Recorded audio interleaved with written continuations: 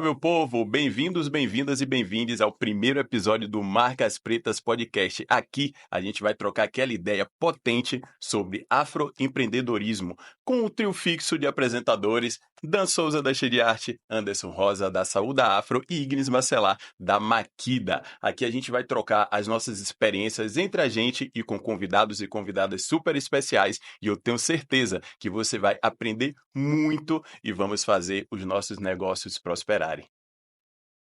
Meu nome é Dan Souza, eu sou idealizador e ilustrador da Cheia de Arte e um fato super curioso, a Cheia de Arte começou como empresa em 2017, mas em 2016 a gente vendeu camisetas para um grupo de ex-jogadores de basquete dos Estados Unidos. Depois a gente vai contar essa história. Ignis, conta um pouquinho da sua trajetória pra gente. Olá, pessoal. Meu nome é Ignis, eu sou idealizadora da Maquida e eu trabalho com moda afro há 8 anos. Eu sou a estilista da marca, faço a modelagem, corte, costura, um pouquinho de cada coisa. E uma curiosidade sobre a Maquida é que eu percebi em 2018 que a Maquida já tinha algum volume, alguma visibilidade, quando num TED Talk, uma moça uns 200 metros de distância gritou: Maquida! E veio correndo ao meu encontro e me deu aquele abraço. Eu fiquei super contente e depois eu conto mais sobre isso também. Fala com a gente, Andy, como foi pra você? Bom, gente, sou Anderson Rosa da Saúda Afro. Um prazer estar aqui com vocês, com os meus amigos, falando que a gente mais sabe é falar, falar sobre marcas, sobre estratégias. A Saúda Afro é uma marca aí desde 2016. Uma curiosidade é que eu não sou irmão do Dan, não sou irmão do Dan, mas a gente é muito parceiro e esse é um projeto que é, a gente tem muita crença de que pode ser luz para negócios que estão começando, que estão buscando um lugar de inspiração, de estratégia, de troca, porque apesar de sermos aqui, temos marcas de nicho consolidadas, mas a gente passa por muitos desafios e é sobre isso que a gente vai falar. Na parte que ele disse que a gente não é irmão, é melhor a gente não investigar profundamente, que a gente vai chegar lá. Mas por enquanto a gente mantém assim. Acredito. Preta, uma curiosidade que eu tenho que você, essa chama do Marcas Pretas surgiu em você. Exato. Conta pra gente em que momento que você, eu preciso ter um podcast e contar as minhas histórias. Tá bem.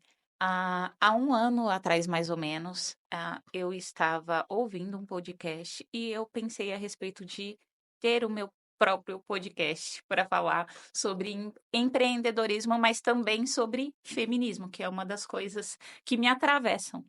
E dentro desse período, desses 12 meses, eu vinha pensando em chamar outras duas mulheres negras para conversar sobre o assunto. Na realidade, nada do que você pensa inicialmente é, não necessariamente vai se concretizar, mas quando eu penso, num podcast falando sobre empreendedorismo, falando sobre marcas pretas, que na realidade esse nem era o nome, eu penso numa conversa leve, numa conversa descontraída, mas também numa conversa com muito conteúdo, com muita informação. E, a gente foi naquele evento furado. É. E o que aconteceu foi que, naquele período, nós conversamos por muito tempo e, na hora em que nós estávamos conversando, me deu um estralo. Eu acho que são eles. E aí, eu tive a sorte de conversar com vocês e de vocês aceitarem essa loucura comigo. Acho que a sinergia bateu, acho que, hã eu acho que pelo diálogo mesmo, por ver que a gente trabalha muito, cada um dentro do seu nicho, dentro do seu negócio, dentro do seu projeto, faz muito tentando melhorar, tentando dar o melhor de si. Então, foi muito isso que eu pensei, nada melhor do que, para um projeto de comunicação ter ótimos comunicadores, que foi o que eu vi em vocês naquele dia. Nossa, ótimos comunicadores. E você me chamou, eu não entendi, mas vamos nessa, né? Vai que a gente concretiza isso depois. É isso aí, pensamento positivo é que a gente vai chegar lá. Irmão, vulgo gêmeo, conta pra gente o que é pra você participar do Marcas Pretas e qual a importância que o podcast já tem, né? Sim, eu tenho uma impressão de que já começa grande e não é, assim, uma certa arrogância, mas é porque eu vejo que essa lacuna, ela é muito dolorosa, de um lugar onde você consegue ter informações de fato de negócio que são tocados por pessoas pretas que estão fazendo. Então, a minha expectativa ela é alta. Eu acho que tem tudo para dar certo. A gente está aqui para isso também. A gente não vai começar para dar errado, né? A gente está aqui para dar certo. E assim, o que mais me encantou foi justamente encontrar e criar um espaço onde a gente consiga estreitar as relações com empreendedores que estão começando. Por quê? Quando a gente vai nas nossas redes sociais, por exemplo, da Saúda, da Shade e da Makida, são marcas consolidadas, e aí tem um empreendedor que está ali pequeno começando, que está ali com 100 seguidores, 1000, e eles acham que as nossas figuras aqui, elas estão super inacessíveis, e cara, a gente não tá.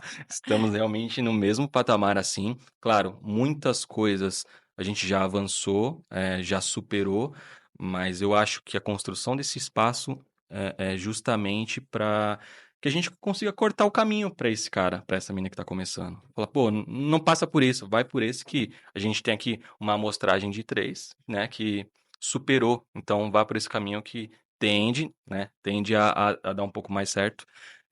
E principalmente para a gente se aquilombar.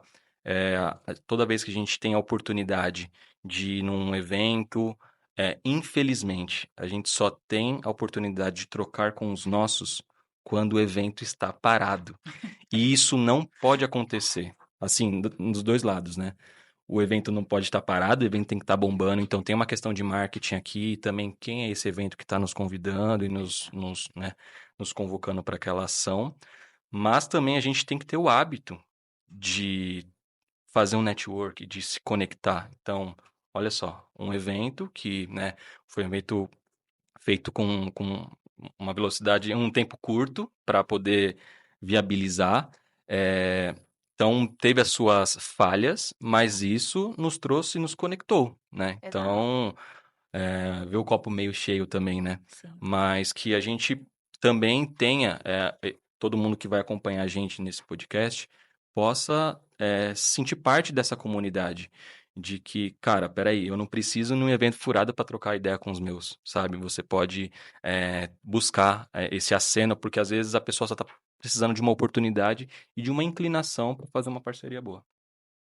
E para você, Dan, como foi receber esse convite e quais são suas expectativas para esse podcast? Eu fiquei muito honrado em receber esse convite com a confiança que você teve de compartilhar essa ideia tão valiosa com a gente e acreditar realmente que, pô, o Dan faz parte desse perfil que eu quero ter no podcast. Então, eu estou muito honrado de estar por aqui. E Marcas Pretas fala muito de todos nós, né? Que é uma construção coletiva. E assim vem sendo. A gente troca ideia de todos os pontos, desde o logo, o nome é que surgiu de forma muito orgânica mesmo. A gente fez o famoso brainstorming, que é tempestade de ideias. Eu não sou muito do estrangeirismo, né? Eu prefiro traduzir o que dá para traduzir, que é quase tudo, né? Mas, enfim. Então, o Marcas Pretas surge não só marca como empresa em si, mas marca como legado. O que a gente deixa, o que a nossa comunidade vem construindo ao longo de todos esses anos. É uma pegada, é um símbolo, são diversas criações, enfim. É o que a gente vem construindo juntos e tem que ser documentado, seja num podcast, seja num vídeo, seja em uma ilustração, em uma roupa, comida, enfim. Tudo isso é forma de documentar e de passar para frente. Então, fazer parte de algo tão valioso é muito relevante para mim. E tem um desafio a mais que eu sempre procuro evoluir naquilo que me incomoda. Então, tá aqui é um grande desafio para mim, porque o gaguejo é algo que me incomoda, mas eu coloquei assim na cabeça, pô, eu quero participar, eu posso contribuir e eu vou superar isso. Então, ao longo dos episódios, vocês vão ver como eu vou falar fino, fino, fino. Evolução constante. Tá vendo? Então, a gente vai crescer realmente juntos, tanto como empresa, quanto pessoas, enfim. Construir esse ambiente empreendedor cada vez mais saudável para a gente que está aqui, para vocês que estão escutando, vendo e para a galera que vem contribuir aqui com a gente com as suas experiências. Para quem está escutando e não conhece nem um pouquinho das nossas trajetórias, eu acho super relevante nesse primeiro episódio a gente contar o que é que nos trouxe até aqui. E para começar, a Rainha Makida, Ignis Bacelar, conta pra gente como que a Makida surgiu e como que essa empresa vem crescendo por tantos anos. Bom, a Makida iniciou de uma forma muito louca, porque foi uma ideia que pintou para mim no momento em que eu ainda estava no ambiente corporativo, não tinha o objetivo de sair de lá, eu pretendia me manter naquele espaço, até porque eu me preparei para estar lá. Eu venho de 2 graduações, a minha primeira porque eu tinha o objetivo de ser bancária. Fui bancária, não curti a experiência, fui fazer uma outra faculdade, fui para a FATEC fazer logística e lá eu me encontrei. Eu entendi que era com aquilo que eu queria trabalhar. Mas ao longo de 5 anos eu pulei 3 empresas. E aí, o que eu tinha para mim na época é que eu não tinha habilidade social para estar naqueles espaços, por conta de como aquele espaço para mim era difícil de lidar. Não era o trabalho. Eu me preparei para estar naqueles espaços, então, competência para aquilo eu tinha. A questão era muito mais social. Eu era uma mulher preta naquele espaço. Eu sofri uma questão racial dentro da instituição bancária do qual eu fiz parte. E aí, quando eu decidi mudar de área, não foi exatamente pelo mesmo motivo, mas porque eu queria me encontrar na questão profissional. E aí eu fiz outra faculdade, que foi de logística, por conta de uma palestra que eu havia assistido referente ao assunto e fiquei apaixonada. Fui para a área de logística e aí a impressão que eu tive é que eu me preparei muito para estar nesses espaços, já que eu já tinha o inglês, eu já tinha uma experiência bacana no currículo, tanto que eu consegui ótimas oportunidades no mundo corporativo com grandes empresas, né? Eu trabalhei dentro do mundo corporativo ainda na área de logística em 3 multinacionais de brinquedo, e aí a impressão que eu tinha era que eu sempre estava no mesmo ambiente. Eu mudava de empresa, mas parecia que as pessoas que estavam lá eram as mesmas pessoas da empresa anterior. E com o tempo eu percebi que aquele espaço não fazia sentido para mim, sabe? Foram 5 anos tentando, dentro do mundo corporativo, me encaixar enquanto uma mulher negra, uma mulher periférica também, que estava acessando aqueles espaços. Eu tinha uma posição razoável, um salário bem razoável. Fui muito além, inclusive, da expectativa da minha família, quando a questão era financeira e profissional, mas aquilo não me bastava. Então, eu tive uma última experiência ruim dentro do mundo corporativo, depois de ter mudado 2 vezes, né, de empresa. Na última vez em que aconteceu uma questão racial, eu decidi que eu não voltaria ao mundo corporativo. Quando eu decidi isso, o meu esposo hoje, mas na época era meu namorado, ele virou para mim e falou: "Tá, Ig, mas dinheiro não cai do céu. E aí, o que que você vai fazer?".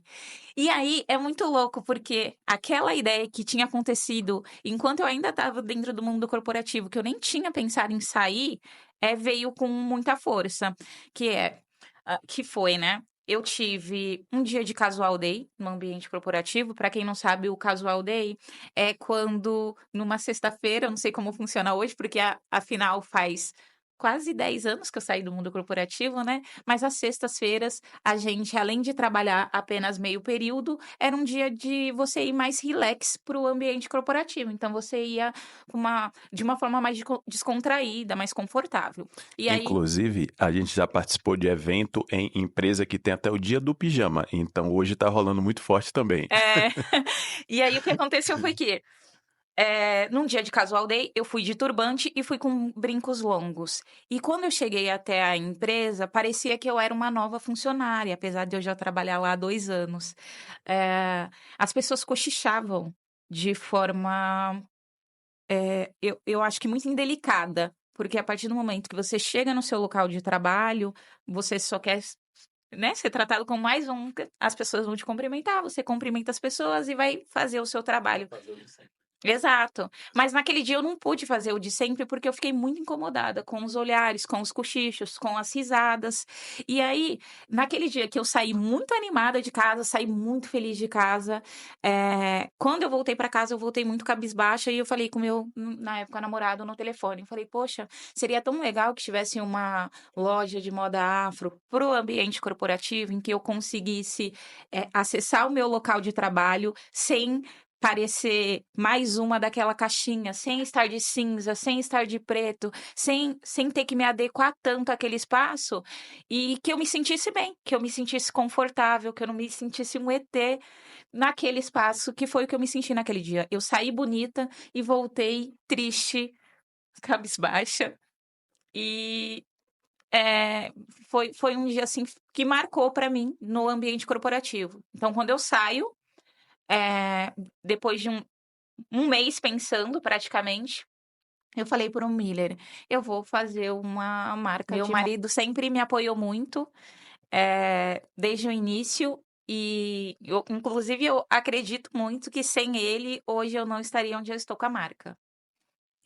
Ele foi fundamental para que eu chegasse até aqui. Aí o restante é trabalho, né, gente? É a gente se adaptar. A minha primeira coleção, eu fiz 300 peças que foram vendidas em 30 dias.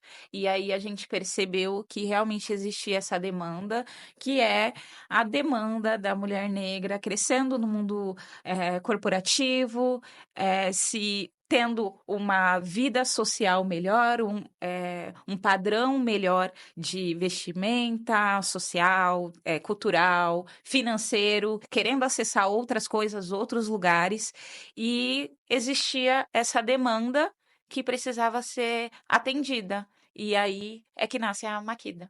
Isso é super importante você marcar, né? Como o nosso podcast fala, que é o momento de crescimento do poder aquisitivo da população negra. Exato. E como a gente começa a chegar em espaços que antes a gente não tinha nenhuma possibilidade, a gente não chega simplesmente para fazer parte. A gente chega e a gente quer manter a nossa identidade, quer mostrar o que a gente gosta de vestir, o que a gente se sente bem.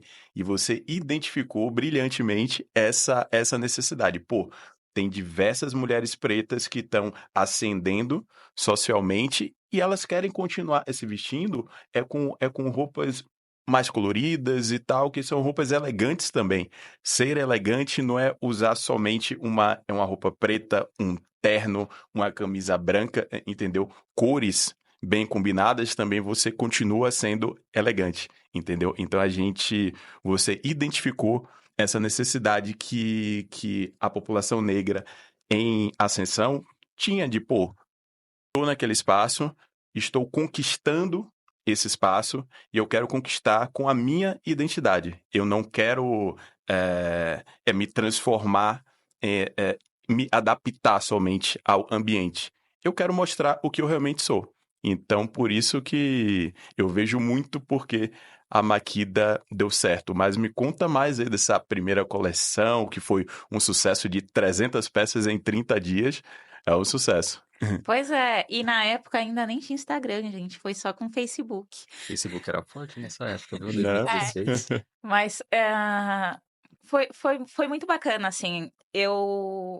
Nesse primeiro momento, existia uma expectativa, mas não existia nada que pudesse dizer que aquilo realmente viraria uma marca, viraria um Até negócio. porque ninguém estava fazendo, né? Exato, não Não tem, existia nada não tem um parecido. padrão para você seguir. Exatamente. E aí, as pessoas, hoje está bem melhor, mas na época ainda as pessoas relacionavam muito os tecidos africanos, as estampas africanas, a uma fantasia, a roupas grandonas, sem formas e sem nenhum apetrecho que faria as pessoas usarem. É estranho que ainda hoje tem muitas pessoas que falam assim: acho lindo, mas não usaria. E eu acho que isso tem muito a ver com como a moda é vista no Brasil, que ainda é muito europeia, sabe? A gente vê muito o que acontece lá fora e aí as coisas acontecem aqui no Brasil.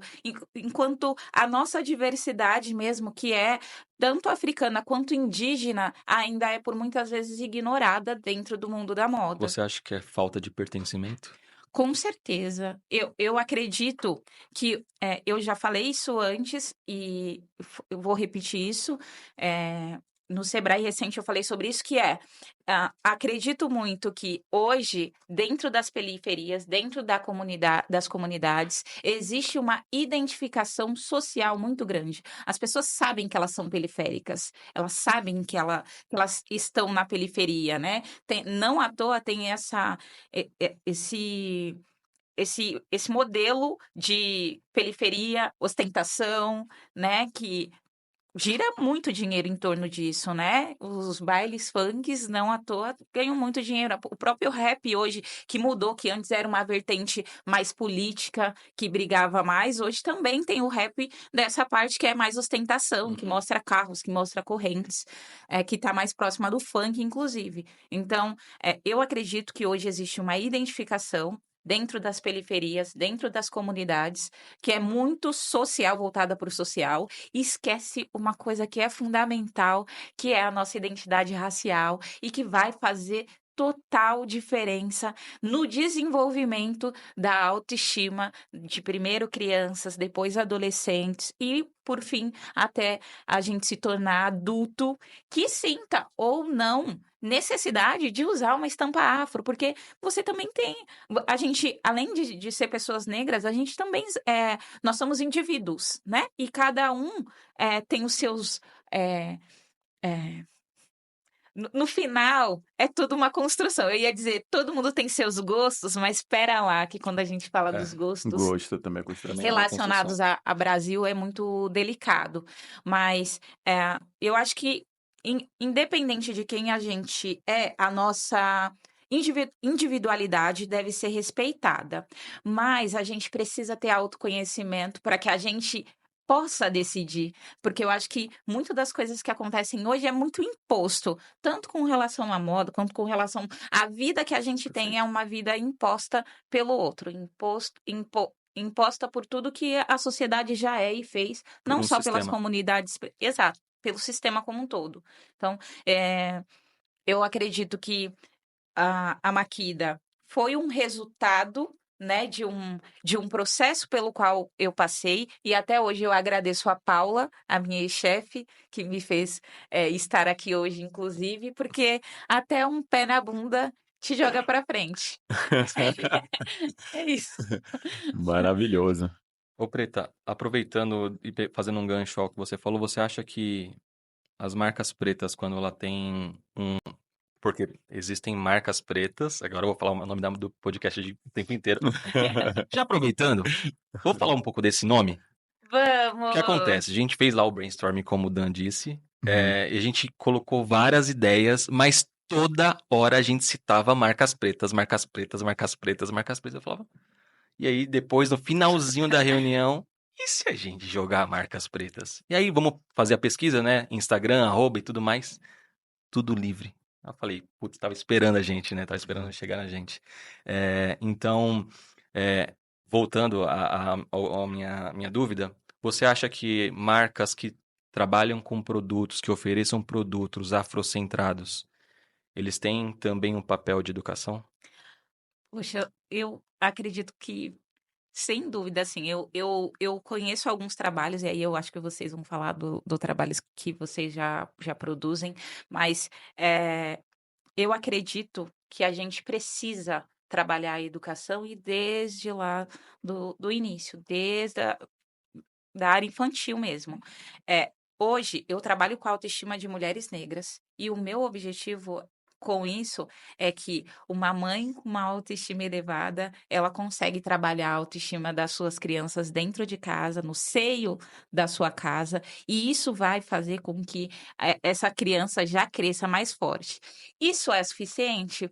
Provavelmente que não. Não. Por quê? A gente, quando sai de casa, a gente sofre outros estímulos, a gente é, é atravessado por uma série de outras coisas, de uma série de outras vivências, né? De outras pessoas que têm outras realidades dentro de casa. Então, pode ser que uma mãe super empoderada tenha um filho que está lá super sendo empoderado dentro da casa dele, mas a realidade que bate na porta dele, dentro da escola que ele estuda, não é uma realidade que aquilo ainda é palpável, porque eu acho que falta muito de discutir a questão racial dentro dos lares, dentro de todos os lares, seria fundamental para que a gente tivesse mais unidade se trata de população negra.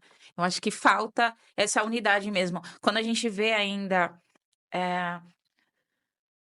alguma algumas crianças ainda apanham ou ainda brigam, sofrem bullying por questões raciais. Ah, quando não é questão racial, ainda é de gênero. Quando não é de gênero, é, é, existe. Eu acho que muitas realidades ainda dentro das periferias que precisam ser trabalhadas. Como que eu vou cobrar de um menino que de repente não tem os pais, a mãe trabalha fora o dia inteiro, não tem um pai? A gente sabe qual é a realidade do brasileiro quando a gente fala do número de crianças que não têm o nome do pai no documento, né? Que é um número absurdamente grande.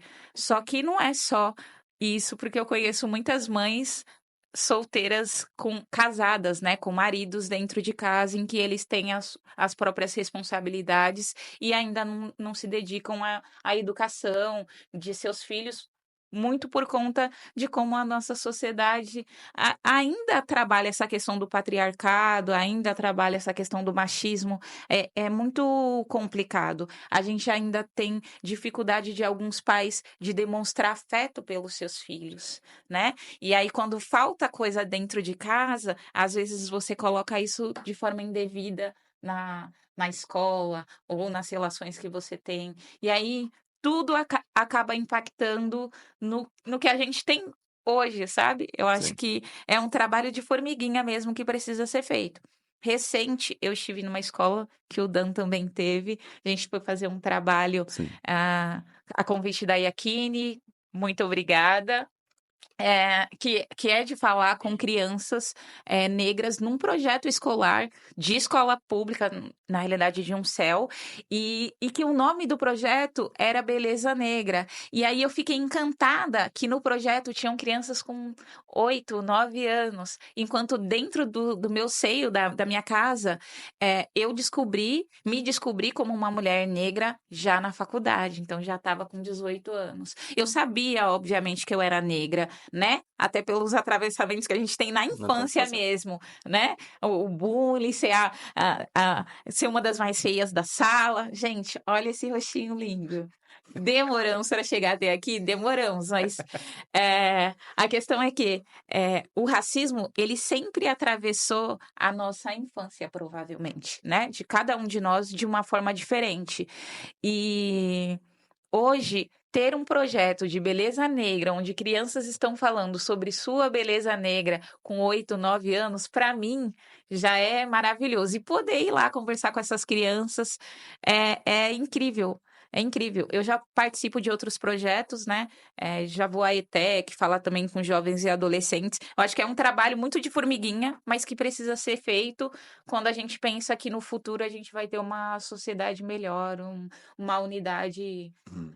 preta, assim, em que a gente consiga decidir coisas importantes pra gente, e especialmente quando a gente trata de política, que a gente está passando, inclusive, por um momento muito Delicado. importante É. nos dias de hoje. Sim. Eu acho que um projeto tão lindo quanto esse vale ser nomeado, né? Que é da Sim. Escola Municipal de Ensino Fundamental Feitiço da Vila, no Capão Redondo. O projeto é liderado pela professora Nazaré e é incrível. Eu tive a oportunidade de contar a história da Shade, mas muito mais a minha história mesmo, como designer gráfico, a minha trajetória para essas crianças, e eu tenho certeza que eu aprendi muito mais com elas do que eu passei conhecimento. Então foi um dia foi uma manhã, né? Muito rica. E eu convoco todas as pessoas aqui que puderem contribuir, seja com as suas experiências e tal, a colarem por lá, que é um espaço incrível. Prestigiar as professoras também, né? Porque Com como a gente certeza. falou aqui, educação é base, não tem como. E eu percebo que as nossas marcas fazem um papel de educação. Então, quando você traz uma estampa específica, tem uma história por detrás. Quando você traz uma ilustração de uma grande referência, tem uma história por detrás. Ou no nosso design das peças também, a gente tem uma contação de história, porque sem isso não faz sentido nenhum, né? Sem a história, sem com que a gente possa reverenciar quem veio antes. Com certeza. A Agnes já contou um pouco da trajetória da Makida, depois a gente volta. Mas conta um pouco, tesouro, um pouco da trajetória da Saúda Afro. Bom, gente, a Saúda a Makida foi fundada em que ano? 2016. E a Shade? A Shade Art virou empresa em 2017, mas nasceu no Facebook em 2015. Eu brinco com a galera, assim, quando a gente vai falar com outros colegas, aconteceu uma abertura no universo em que inúmeras empresas pretas foram fundadas em 2016. É, assim, inacreditável.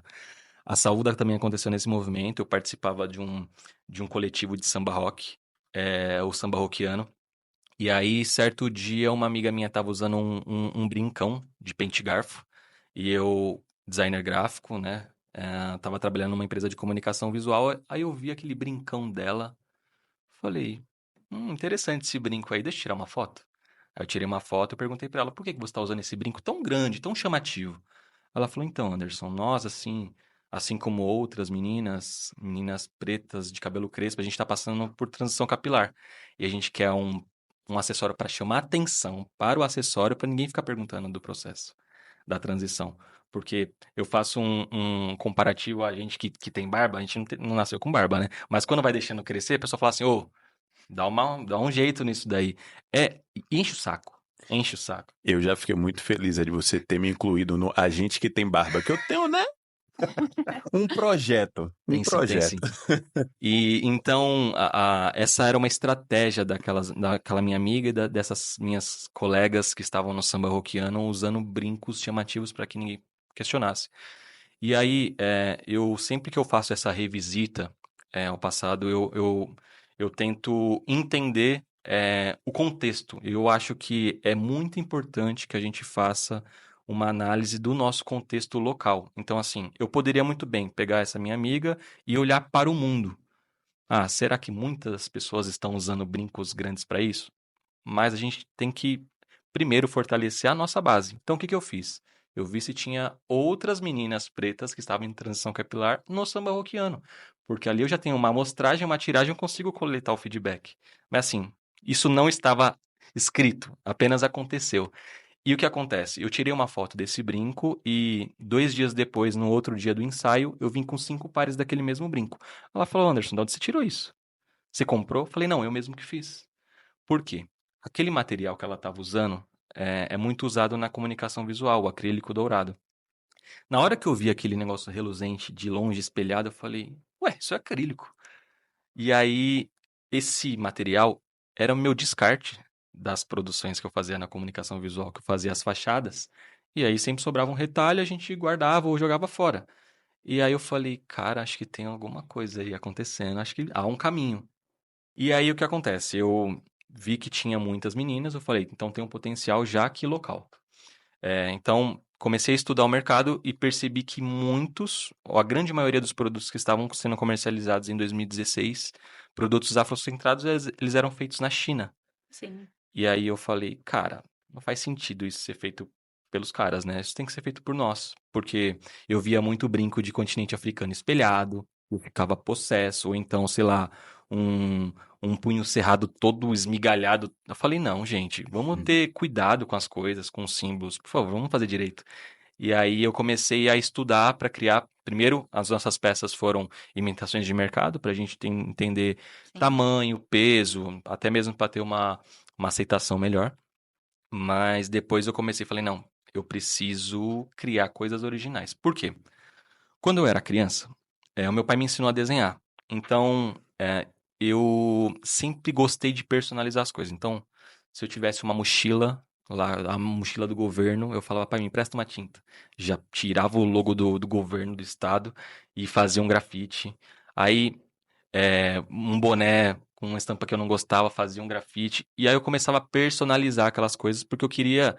Eu tenho isso muito pra mim. Eu sempre quis ser notado. Eu sempre quis ter um protagonismo. Por quê? A gente não tem um protagonismo na sala de aula. A gente não é os mais bonitos, inteligente, eu até era bom aluno. Mas a gente não era a pessoa de destaque. Então eu precisava ser bom. Eu precisava chamar atenção de alguma forma. Então eu falava, pai, compra uma camiseta. Ah, não, mas essa marca não dá pra comprar, Anderson. Eu falava, não, me dá uma camiseta lisa. Compra uma lisa que a gente faz a nossa marca. Então, desde lá de trás, eu vinha criando a minha marca já na escola. No terceiro ano, a diretora quase me deu uma advertência, uma suspensão pra mim, porque todos os alunos do terceiro ano estavam com o uniforme grafitado nas costas. Assim, caótico. Mas eu sempre soube que eu teria uma marca, que eu teria alguma coisa pra colocar meu lugar no mundo. E aí, quando eu comecei a produzir peças originais, eu falei, que história que eu vou contar através desse acessório? Não pode ser um acessório apenas um pente garfo. Não, tem que ter uma história. Eu tenho que eh, ajudar a contar a história que eu aprendi. A gente tem muito, né, isso é ancestral, a oralidade. Você receber uma informação e você passar para frente. Então, muitos dos nossos produtos ajudam a contar grandes histórias de referências negras através dos acessórios, através do design das peças. Então não é escrito Dandara, não. É uma peça que tem todo um design, um contexto que pode sim ser usado por pessoas não negras, mas ele tem um conceito afrocentrado. E eu te perguntei em relação à educação, porque muitas pessoas, muitos clientes, depois vai ler um livro na escola ou ver um filme e falar: caramba, Anderson, fiquei sabendo sobre Lélia Gonzalez através da Saúda. Conceição Evaristo. Ah, Conceição Evaristo, do acessório da Saúda. Tipo assim, mano, Conceição Evaristo, cara. Ela é gigantesca, entendeu? Mas isso é uma responsabilidade que nós, como donos de marcas pretas, a gente tem que ter isso também para que isso seja combustível, que a gente não pare, porque muita gente precisa da gente, tanto na questão da construção da autoestima da população negra, mas principalmente nesse contexto, você saber da nossa história, de onde a gente veio, que vai nos permitir chegar ainda mais longe. E você já iniciou com esse conceito, Anderson? Já iniciou desde o início da saúde? Já porque eu acho que o primeiro acessório original que eu fiz foi um trecho da música Olhos Coloridos, né? O meu cabelo enrolado todos querem imitar. E eu falei, cara, eu preciso colocar na legenda, na descrição do produto no site, que isso vem da música Olhos Coloridos, aí você conta a história de Sandra de Sá. Então, assim, s- isso veio de forma natural, mas eu peguei gosto, porque vocês vão perceber nesse podcast aqui, que eu gosto muito de falar e de contar história. E pra mim também é uma forma de fazer E sentido. provocar reflexões. Provocar Aguardem. Reflexões. reflexões. Aguardem. Momento de Esse é o provocação. Para Anderson. refletir. E aí eu perguntei, porque quando o Anderson levou para esse campo da educação, eu levei de forma mais externa, mas a Maquida também começou contando histórias, né? Mas no caso de rainhas africanas. As nossas peças, desde o início, a gente começou como uma loja online, então a gente contava as histórias no Facebook, que na época era o que tinha, né? Então a gente mostrava a peça e contava a história. Todas as nossas peças tinham nomes de rainhas africanas. Quando você clicava na peça, você recebia um resumo da história da rainha. E aí chegou um momento. em que a gente não tinha mais conhecimento. Com certeza teve muito mais coisa lá na nossa história que a gente não conhece. Então, acabaram-se as rainhas que a gente tinha acesso, aí a gente começou a colocar princesa, aí a gente começou a colocar nome de cidades, nomes de lutas, aí passamos a tratar também pessoas brasileiras que fizeram parte da nossa história e que, de alguma forma, trabalharam contra o processo de escravização que pessoas negras sofreram aqui nesse país, mas é também um processo de educação, né? Da cliente conhecer a história da rainha e aí se empoderar de dentro para fora. E vou mais além. Assim como o Dan disse que na escola ele aprendeu mais do que ensinou, a gente aprende pra caramba criando as coisas, Com Sim, sim. certeza. né? E você fala, e eu falo isso pra todo mundo, cara. Isso nunca esteve nos nossos livros. No livro de agora deve ter. No livro da Ah, escola não. de hoje, tomara que tenha. Eu sei que tem, mas na nossa, década de 90, não tinha isso, não. Não mesmo. Nada Isso não. parecido. Diz pra gente, Dan, como foi que pintou a ideia da Shade Art, que começou como um processo seu ilustrativo, que afinal, quem não conhece o trabalho do Dan, acho que não tem como, né? As artes maravilhosas que ele faz e como foi depois fazer isso virar uma empresa, um negócio e, enfim, tá com esse sucesso todo da Shade Art hoje. Vocês já falaram muito do que é do espírito da arte de arte, que tem muito de educação também em todos os processos. Para começar, eu vou começar que nem meu gêmeo aqui, que eu sempre gostei de desenhar, entendeu? Então, o início do processo está no desenho. E eu sempre digo que eu meio que inventei uma rede social analógica, que eu desenhava, eu levava para o colégio e eu fazia questão de passar os desenhos para todos os meus colegas. Ah, passa da sua cadeira para outra, da sua cadeira para outra, que eu queria que todo mundo visse os desenhos, entendeu? Claro que tinham pessoas que, isso aqui não tá bom, isso aqui tá, não sei o quê. Eu ficava bem chateado, mas aquilo para mim servia como estímulo para melhorar, entendeu? Então, eu sempre fui assim, né? Eu sou de 1987, então não tinha rede social nenhuma nos anos 90. Eu nem sei quando que surgiu o Orkut. Já era 2000, eu acho. Acho que era 2005, por aí. Já era 2005. Então, sei lá, todo o meu processo de escola vai do início dos anos 90 até 2002, que eu lembro que eu concluí 2002 não, 2004 é que eu concluí o ensino médio. Então, eu já fazia muito isso e eu fiz tanto no ensino fundamental, no ensino médio, para a faculdade. Aí, na hora de escolher profissão, eu já pensei, eu vou fazer algo que eu possa continuar desenhando e que me Massa. paguem por isso, entendeu? Eu peguei a lista lá do vestibular, risquei logo tudo que era da área de saúde, que eu fiz assim, eu não tenho aptidão nenhuma para isso. E eu respeito muito quem é da área de saúde, admiro tanto que eu sou casado com uma enfermeira, porque é algo que para mim, você tem que ter um sangue frio, um controle emocional gigantesco. Então, a área de saúde, para mim, eu já descartei. Sempre gostei de exatas, mas eu, não quero ficar fazendo contas complexas com física, química e tal, pelo resto da vida. E aí eu fui filtrando, né? O que é Sobrou que qual? ficou? Design e arquitetura.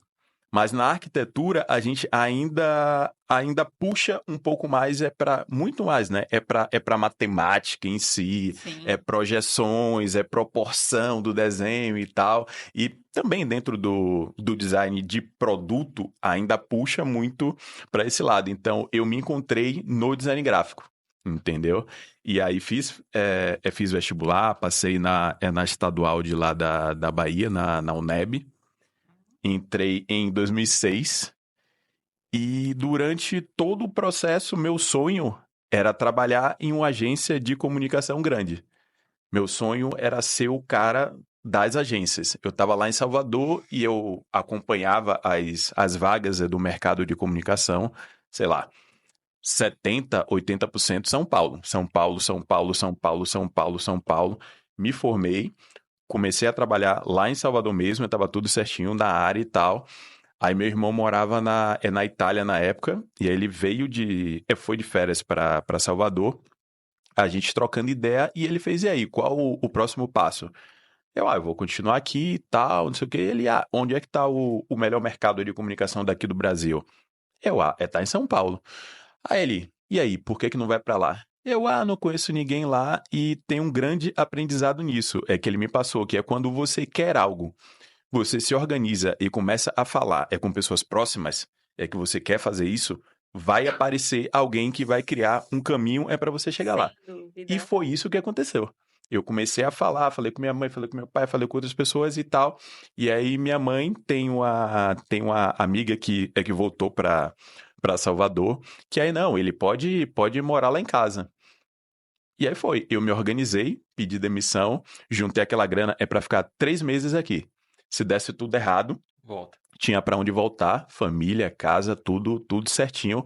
Eu acho que tá dando certo. Eu tô aqui há pouco mais de 11 anos, então as coisas estão fluindo. Então eu comecei a trabalhar em uma agência de comunicação 1 mês e meio depois que eu cheguei. E tava meio que iniciando aquela realização do sonho, né? De, pô, eu quero trabalhar em uma agência. A agência tinha contas do governo do estado, então tinha uma demanda grande. Mas eu fui percebendo que, pô, não era. O sonho não era exatamente esse, entendeu? E aí casa muito com o que a Ignis falou. O difícil não é o trabalho. O difícil é lidar com as pessoas, com a cultura que está imposta ali naquele ambiente. E aquilo foi começando a me incomodar muito, entendeu? E aí eu criei a Shade Art realmente como uma válvula de escape. Eu já postava desenhos no charges, caricaturas e tal, no meu perfil pessoal. Algumas pessoas pediam, não, faz uma página, faz uma página. Eu já tinha esse nome na cabeça, Shade Art, que a sonoridade para mim é muito boa, entendeu? É algo comum que se fala lá em Salvador quando a pessoa é divertida, tem tiradas inteligentes e tal, desenha também, fala, pô, essa menina é cheia de arte, esse menino é cheio de arte. Então eu fiquei com essa expressão na cabeça e eu escrevi desse jeito que eu resolvi, entendeu? É que ficou bacana. E aí a Shade surge como uma válvula de escape mesmo, porque na agência eu não conseguia falar de temas que eu já considerava super relevantes, de tocar em questões raciais, de falar de política mesmo, que eu sempre gostei. Então, na Shade Art, eu conseguia fazer tudo isso.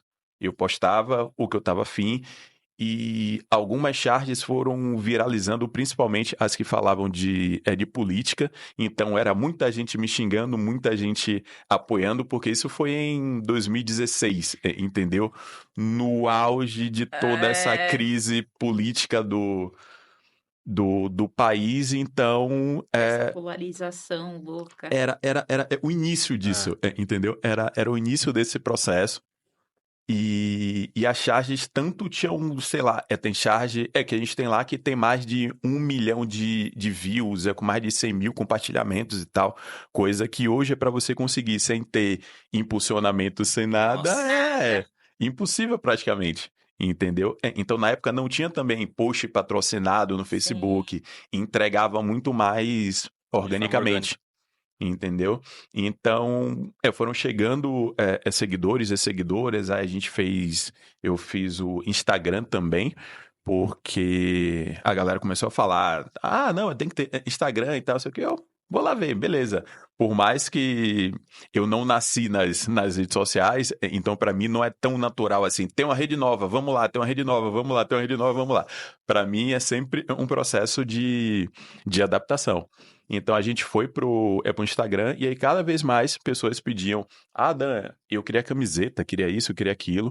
E aí eu fui me organizando, só no final de 2017 é que a gente se tornou empresa, lançou a primeira coleção. Mas eu vou falar rapidinho de 2016 e que foi fundamental nas Olimpíadas do Rio.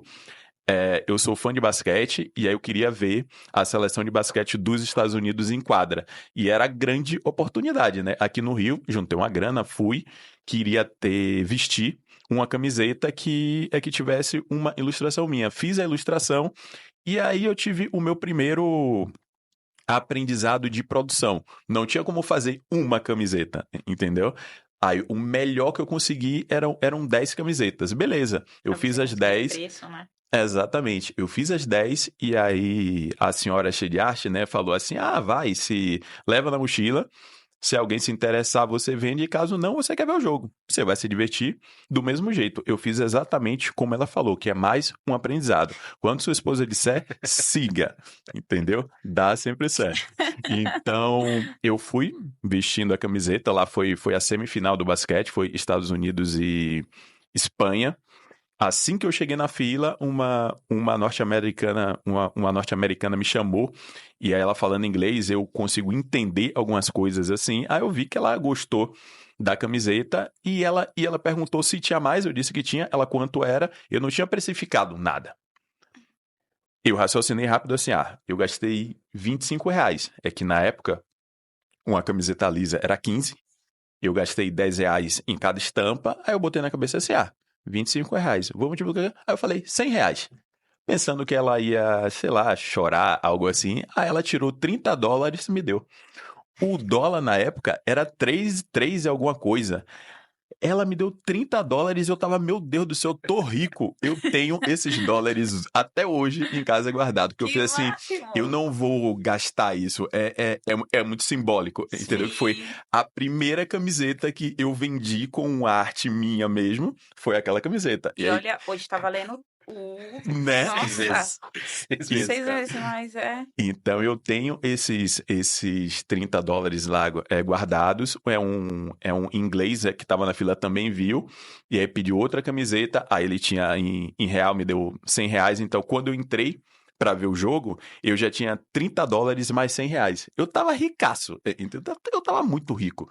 E essa norte-americana que comprou primeiro, ela é, né, ex-jogadora de basquete da seleção dos Estados Unidos, é da Caraca. WNBA, e ela tava com um grupo de outros ex-jogadores.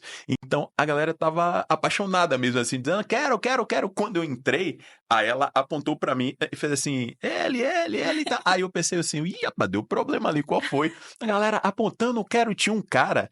É que eu esqueci o nome do jogador, é que ele é famoso, é por ter sido polêmico também lá na NBA. Ele foi um grande jogador também, só que super polêmico. Ele tava com dinheiro na mão, assim, tipo, dizendo assim, eu tenho, eu quero e tal, sei o que, beleza. Aí acabou que eu Me dá a vendi, minha me aqui. dá, ele mostrando dinheiro assim, eu já, meu Deus do céu. Com medo também, porque eu não tinha autorização para vender nada lá dentro, e eu já Sim, imaginei isso pode dar problema, né? A Sim. galera que eu com dinheiro me mostrando. Aí eu consegui vender todas essas camisetas e o líder da excursão, que aí falava português e tal, perguntou se eu conseguia 30 camisetas. Isso era em uma sexta-feira, se eu não me engano, até a quarta ou quinta-feira da semana seguinte, porque eles retornavam Na final. na final depois, Sim. entendeu? E aí eu falei, não, eu consigo sim. Não tinha a mínima ideia como é que eu ia fazer. Consigo. Vamos fazer, beleza. E eu guardei uma dessas camisetas e que eu queria é um autógrafo, que eu consegui. Um autógrafo do Klay Thompson, e não achem que isso é conversa, porque eu tenho um vídeo que prova é que o, Você o postou esses dias, né? Sport Postou. TV, Sport TV conseguiu registrar realmente aquele momento, e eu tenho essa camiseta autografada até hoje. Então, o primeiro momento que eu vendi camisetas com as minhas ilustrações foi nas Olimpíadas do Rio, 2016, e aí eu me organizei, 2017, para lançar a marca. E no finalzinho, em dezembro, a gente lançou a nossa primeira linha de camisetas e daí a gente não parou mais. Sempre com foco no virtual. A gente também faz diversas feiras e eventos, cada vez menos, mas o foco da gente realmente é o crescimento no virtual.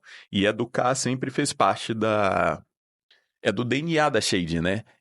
Surgiu muito, eu passei a fazer muitas ilustrações de personalidades negras por uma ausência que eu percebi em mim. Eu conhecia nomes, claro, Malcolm X, Luther King, Angela Davis, Nina Simone, Lélia, Dandara Zumbi e tal, mas eu não conhecia exatamente as histórias. O que é que essas pessoas fizeram de tão relevante para serem tão marcantes? E aí eu comecei a pesquisar. E cada vez que eu pesquisava, muita gente tá na mesma situação que a minha, que sabe os nomes, frases marcantes, mas não conhece realmente a história. Sem É. profundidade, né? Sem profundidade. E o que transforma realmente é conhecer aquelas atitudes, entendeu? É você saber o porquê que o Malcolm tomou aquelas atitudes, porquê que o King não era reativo fisicamente, entendeu? Então, tudo isso, pesquisando, eu preciso contar essas histórias. Aí, a cada ilustração que a gente faz, eu procuro fazer vídeos também contando fatos marcantes das vidas dessas personalidades, que é muito mais, eu sempre digo que a Shade Art é uma ferramenta de propagação da cultura negra. E esse é o nosso papel, entendeu? Trazer conhecimento, propagar conhecimento para cada vez mais pessoas entenderem as suas potências, entendeu? E é através desse compartilhamento de ideias, né? De conhecimentos que a gente prospera juntos, né? Ô Dan, te afeta essa responsabilidade? Você, na hora que você falou da saúde, você tocou no ponto de pessoas negras com negócios afrocentrados e tal. Para mim, isso não é uma obrigação. Pessoas negras não precisam ter produtos afrocentrados e nem contar histórias, entendeu? Mas para mim é um desafio que me traz uma satisfação, entendeu? Eu não quero que o meu negócio apenas gere renda, entendeu? Pô, faz dinheiro, tá bacana e tal. É importante, porque é uma empresa, a gente precisa fazer. Mas, assim, é, levar conhecimento para mais pessoas. Tem uma passagem super bacana de uma irmã que a gente fazendo evento na Faculdade de Medicina aqui de São Paulo. Aí ela parou no stand, a gente tem diversas ilustrações de orixás, e naquele momento ela falou: orixás, eu não entendo, porque é muita gente, é uma confusão e tal. Aí eu fiz um comparativo simples para ela, não com juízo de valor. Aí eu falei: mas na Bíblia também não são diversas pessoas com diversas histórias? Aí ela parou e fez assim: é verdade. Aí eu falei assim, e nem por isso você tem essa impressão que é uma confusão. Essa visão que é uma confusão é uma construção racista que a nossa sociedade tem, entendeu? Então, às vezes a gente cria barreiras para a cultura afro-brasileira, africana, enfim, por pura construção racista mesmo, que a gente já tem. O tal do racismo que já está estrutural na nossa cabeça, entendeu? Então, ela refletiu com aquilo e aí no ano seguinte ela, pô, Dan, agora tal, eu conheço as histórias, não sei o que e tal. Então, a gente quebrou uma barreira ali, entendeu? E diversas outras pessoas que, assim como o trabalho da saúde, da Maquida, pô, Dan, conheci tal personalidade através do seu vídeo, que legal, não sabia disso. Questão de leis e tal, e que a gente conta essas histórias também de como surgiram determinadas leis, enfim, provocar essas discussões. Então, eu tenho muita satisfação. É uma cobrança a mais. Eu sei que isso cria barreiras para a expansão da marca, entendeu? Isso, para mim, é um fato, entendeu?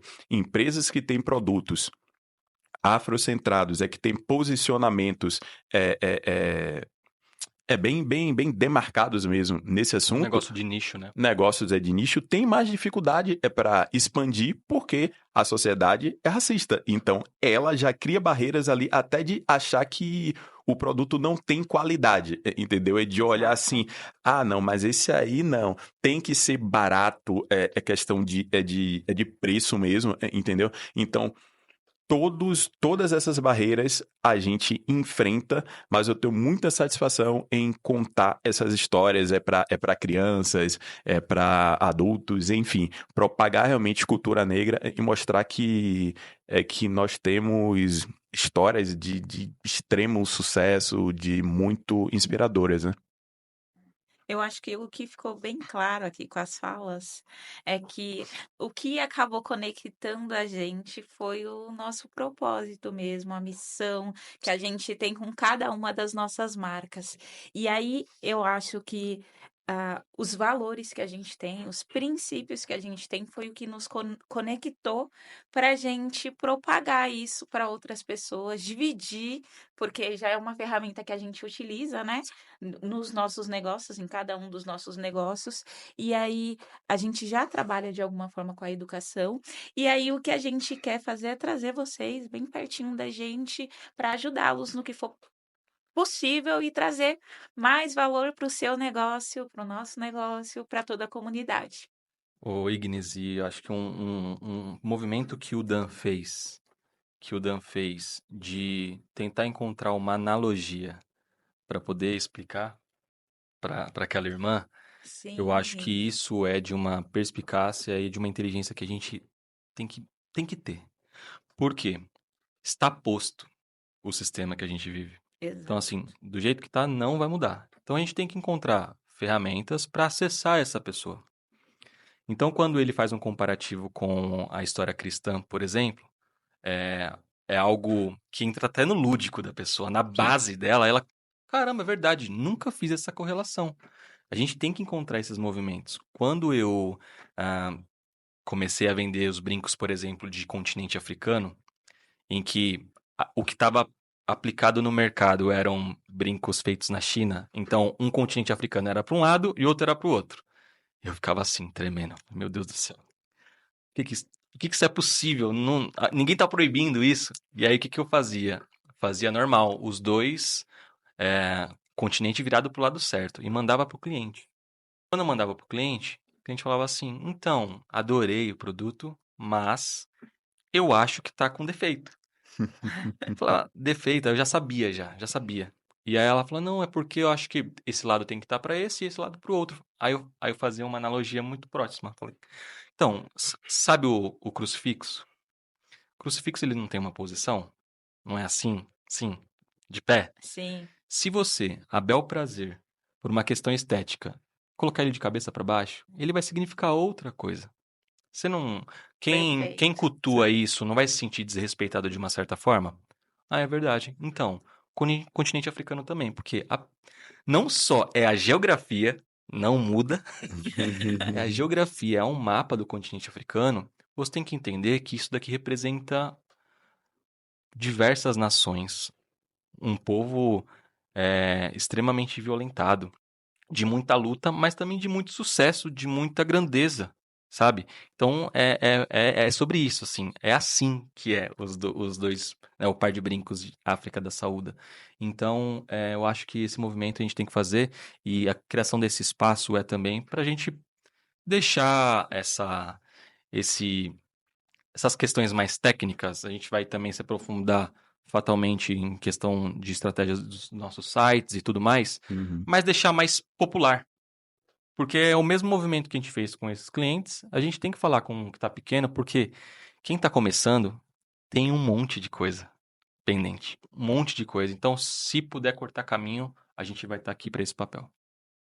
Esse bate-papo é fundamental porque a gente conversa entre nós, entendeu? A gente troca estratégias que facilitam muito a vida uns dos outros. Exato. Então a gente entendeu que, pô, se a gente está facilitando as nossas vidas, se mais pessoas tiverem acesso a essas conversas e a gente trazer também pessoas que nos inspiram, que a gente confia, isso vai ajudar muito mais. A gente vai caminhar um pouco mais rápido, entendeu? Porque a gente sabe que as barreiras não são apenas técnicas que a gente enfrenta.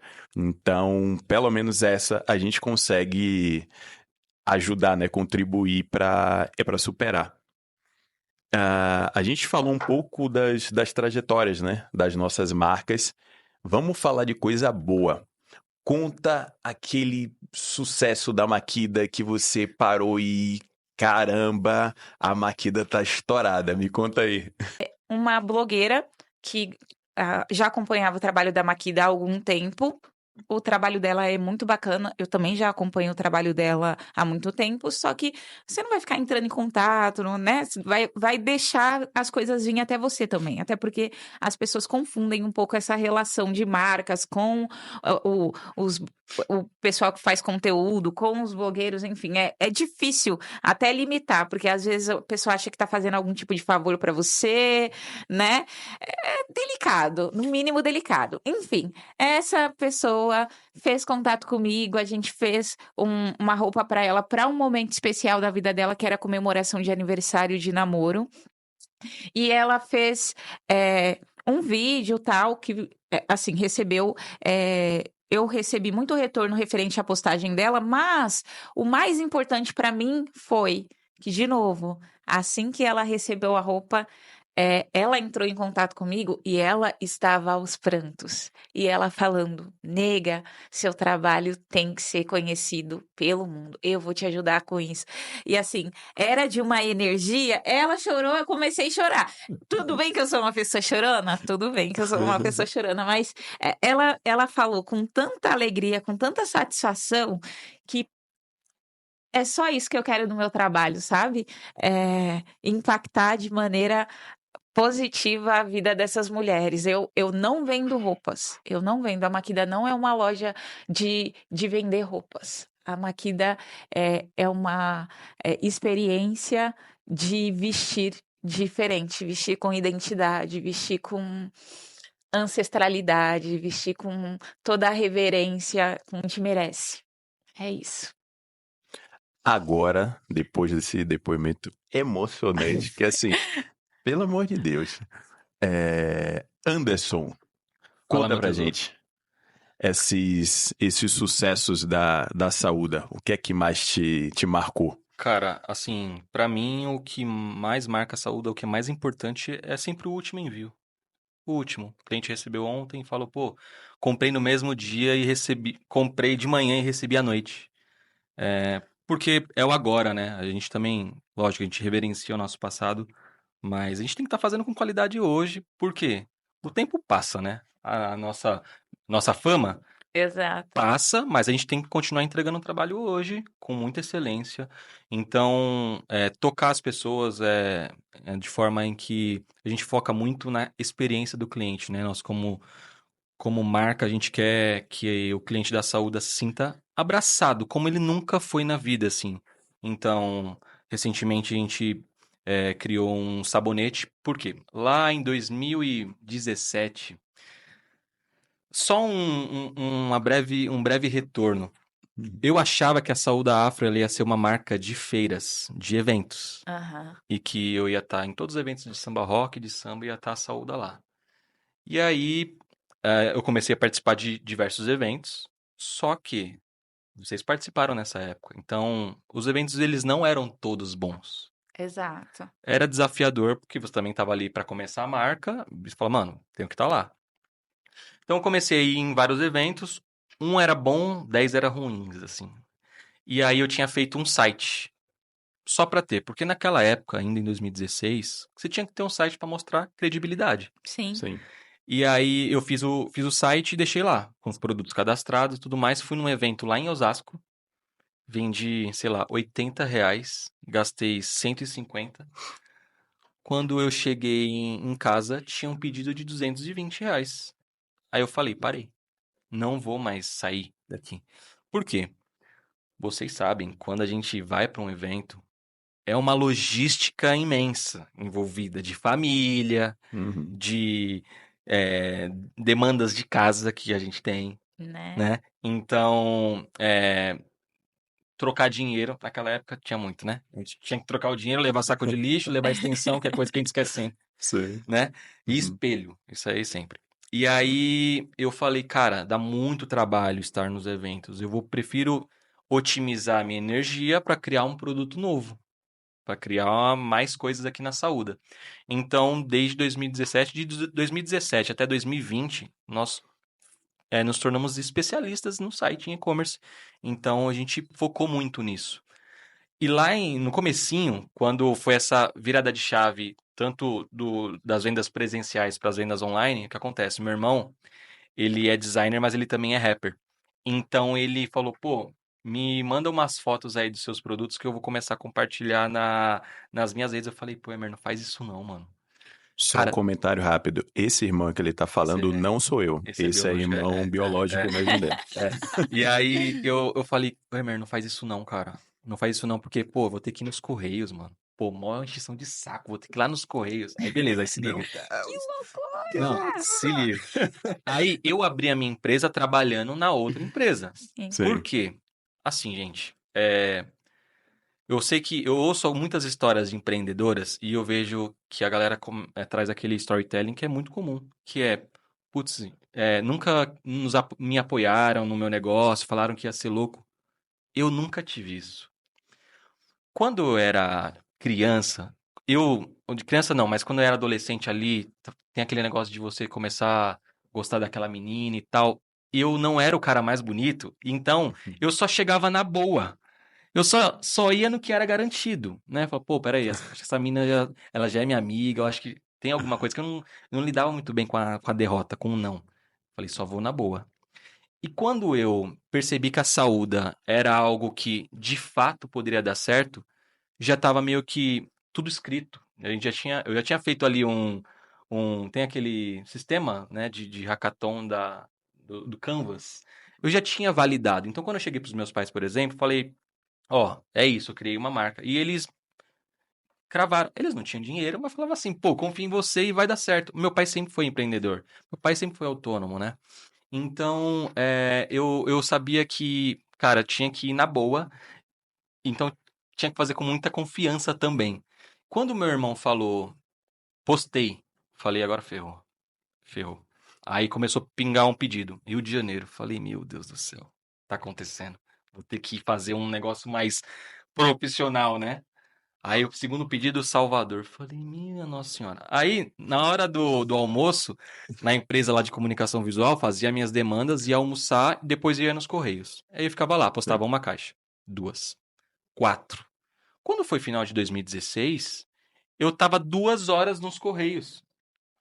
Com tudo atrasando, não tinha almoçado, eu falei, cara, se eu tô me dedicando uma porcentagem pequena ao meu negócio e tá dando certo, eu acho que se eu me dedicar 100% vai melhor. Sim. Então, ali, naquele momento, eu falei, putz, eu acho que é um caminho e é muito louco isso, a gente perceber que está dando certo, né? Ninguém vai te falar, você tem que sentir mesmo. Putz, eu acho que isso virou um negócio. Isso virou um negócio. Assim como o Dan, né, na hora que ele teve ali aquele alvoroço, tem um caminho aqui. Sim. Eu acho que encontrar esse caminho, a gente tem que estar muito sensível a encontrar essas possibilidades, porque as portas abrem, né? E a gente tem que aproveitar a oportunidade ali de momento, porque pode passar, né? Exatamente. Eu acho interessante quando você falou do dedicar mais tempo, a gente percebe que vai além. Que foi assim que eu entendi também que eu poderia e deveria focar na arte de arte. Eu dividi meu tempo entre a agência, que eu saí de lá em 2021. Então, durante 4 anos, né, eu estava Lexia de Arte e agência. Agente duplo, né? Você tá? Agente duplo, exatamente. E eu percebi que dava para focar na arte de arte durante a pandemia. Eu já tinha aquela necessidade de, pô, a arte de arte tá me pedindo mais dedicação, mas eu não tinha segurança quanto àquilo, porque a gente fazia ainda muitas feiras e eventos. Então tinha aquela dependência do presencial. E como o Anderson falou, feira e evento não é certeza, entendeu? Não são certezas. Então, quando a gente focou, veio a pandemia, eu estava dentro de casa, eu tinha mais tempo para me dedicar a Shade, entendeu? Então a gente focou ali no digital, de mudar site, aprimorar ferramentas, plataformas de envio, que aí a gente não precisa ficar 2 horas no correio, entendeu? São aprendizados que a gente vai trazer ao longo desses episódios, mas durante a pandemia eu percebi, pô, a Shade Art tá me dizendo, cola comigo que vai ser sucesso. Então, eu resolvi acreditar, focar nisso, e a gente vem nessa correria aí cada vez mais crescente, né? De tanto de qualidade de entrega, de resultados, de conexões. Aí eu vou aproveitar e emendar logo aqui minha fala para falar desses sucessos, né? Esse ano a gente teve sucessos bem marcantes, assim, que são recentes, que são muito simbólicos também, entendeu? A gente fechou duas parcerias, coleções oficiais, um com o Instituto Marielle Franco e um com a Zezé Mota, que são muito simbólicos, né? Eu cresci... Que é essa camiseta linda que estou vestido Linda. para você que está acompanhando aí no YouTube. Para você que está apenas escutando, cola lá na Cheia de Arte. Já fiz o meu merchan, pelo amor de Deus, né? Então, eu cresci vendo a Zezé sendo a diva que continua sendo, né? Na TV, no cinema, no teatro. Então, ver uma arte minha, ela vestindo essa camiseta, e quando eu mandei para ela que eu a encontrei pessoalmente depois, ela tá lindo, maravilhoso, vamos fazer sim e tal, não sei o que maravilha. Aí eu contei, para meu pai, depois é que deu tudo certo, que assim, eu sou muito assim, eu penso as coisas, planejo e tal, mas eu só conto para mais pessoas além da senhora Shade, quando já tá tudo certinho, entendeu? Aí quando a Zezé confirmou mesmo, aí eu falei com meu pai e eu não sei se é coisa minha ou se é de todo mundo, mas eu tenho uma satisfação muito grande de ver meus pais, meus familiares, orgulhosos mesmo com essa conquista. E aí meu pai falou: Meu Deus, a Negona, ela é um orgulho, não sei o quê, eu sou fã dela. Então, assim, esse comentário de meu pai, essa resposta dele, essa satisfação dele, para mim é um sucesso gigantesco, porque a gente fechar é uma parceria com uma pessoa tão importante na história das artes cênicas brasileiras, e também do movimento negro, que ela criou um banco de dados que ajudou muitos artistas a terem, artistas negros e negras, né, a terem espaço em produções. É algo gigantesco que eu, criança, não ia imaginar que aquela atriz que a gente está vendo ali na TV, que era algo tão distante, um dia ia vestir um trabalho nosso. E com o Instituto Marielle Franco, é uma satisfação muito grande, porque elas fazem um trabalho muito forte mesmo, com estímulo a candidaturas femininas e tal, mulheres na política, e de alguma forma a gente está contribuindo, porque parte do valor das vendas vai pro instituto, então é uma forma da gente contribuir ali diretamente, mesmo que pouco, entendeu? Mas é um caminho, entendeu? Que a gente está contribuindo, e também ajudar, contribuir nessa propagação do legado de Marielle, né? Que vai muito além do apenas o Marielle presente, que ela continua presente, mas enfim, entender o que é que Marielle, pelo que ela lutou, entendeu? O que é que ela defendeu na política, que é isso que a gente tem que dar continuidade, entendeu? Exato. É exatamente isso. Então, a gente fazer parte dessa propagação, tanto do legado de Marielle, do legado de Zezé, são sucessos, assim, que eu não tenho nem como descrever, né? Às vezes eu fico olhando, assim, as fotos, eu fico, nossa, que incrível. E a gente está fazendo tanto da Zezé quanto o da Marielle. Da Marielle teve aprovação da filha, da família e tal. Eu sempre mando antes: vocês aprovam, querem alguma mudança, tal, não sei o quê. Não, tá perfeito, maravilhoso. Vamos fazer. Então é isso. Então, a gente já tinha aquele sonho de propagar a cultura negra, né? E aí a gente está fazendo ao lado desses institutos, dessas figuras tão marcantes, né? Muda. E é só o comecinho. Não, com certeza. E é muito louco quando a gente fura a bolha, porque eu acho que vocês vivem isso com certeza. Quando a gente tem um negócio e as pessoas, nossos familiares vão nos se referir a nós, Uhum. ele é empresário, ele tem uma marca de brincos, uma marca de camiseta. Eu regaçando o microfone. Ela tem uma marca de roupas. Mas quando a gente chega na grande mídia, por exemplo, aí essa pessoa que é os nossos familiares, mas são mais simples, e fala, caraca, aconteceu, né? Em 2021, eu tive a oportunidade de estar no Vai da Globo, né? E era muito louco isso. Isso foi muito louco, porque meu pai olhava na TV e falava assim, caramba, Anderson, é você. E eu falava, você acredita, mano? Sou eu Que mesmo. loucura! E assim, de madrugada, as pessoas fazendo print, mandando. Cara, vi você na TV, na Globo, velho. E é muito louco, porque aí você fala, agora vocês estão entendendo o que eu tava fazendo, né? E, Exatamente. e essa experiência, ela não tem preço. Sim, Porque é meio que uma validação, tudo bem. Tem essa grande mídia que nos coloca ali, né? Mas é um mérito nosso, né? É uma Uhum. conquista nossa e é com muito trabalho, muito suor. exato. Eu acho que mais um grande sucesso que a gente tem na Shade, que eu falo sempre a gente aqui, minha esposa faz parte de todas as decisões, planejamentos e tal, é o carinho que a gente recebe dos shades, das shades, que a gente chama carinhosamente. Seja por mensagem, até quando é alguma crítica construtiva, a galera tem todo um Cuidado.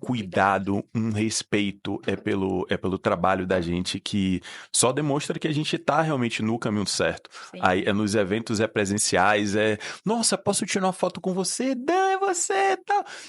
É que uma delícia. energia tão maravilhosa que dá muita força, porque a gente está aqui rindo, contando experiências e tal, mas o dia a dia é muito exaustivo, Pois é. entendeu? É muito cansativo, mas a energia que as pessoas passam pra gente dão muita força pra gente seguir em frente e encarar novos desafios, né? Que a cada degrau que a gente vai subindo, as coisas vão ficando mais complicadas e exigem cada vez mais conhecimento, que é a coisa que a gente vai conversar nos próximos episódios também. Exato. E a gente acabou de falar sobre os nossos momentos de sucesso. Eu queria que vocês dissessem para a gente sobre um momento de muita dificuldade que vocês tenham passado, que vocês tenham enfrentado com a marca de vocês, porque não só de flores se vive o empreendedorismo.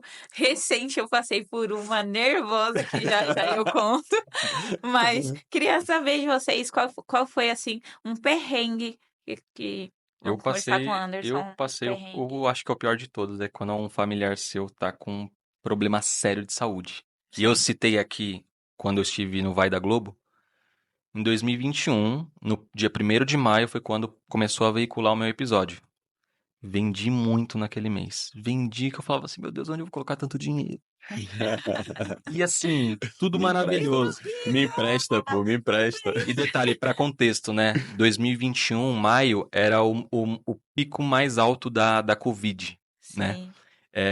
E aí, beleza. E eu casei com a Yara em 2019. E aí, 2020, a gente passou pela pandemia e tal, com aquelas restrições. Ela trabalhava no Poupa Tempo. Ela foi dispensada porque os caras não tinham atendimento e falaram que tinha que mandar embora. Enfim, e aí ela estava em casa e a gente tinha um projeto dela engravidar. E ela falou, pô, amor. Aí eu falei, pô, amor, vamos tentar antecipar isso, porque já tá todo mundo em casa, né? A saúde tá bem, a gente tá estável, com a vida financeira estável. Eu acho que agora pode ser o momento.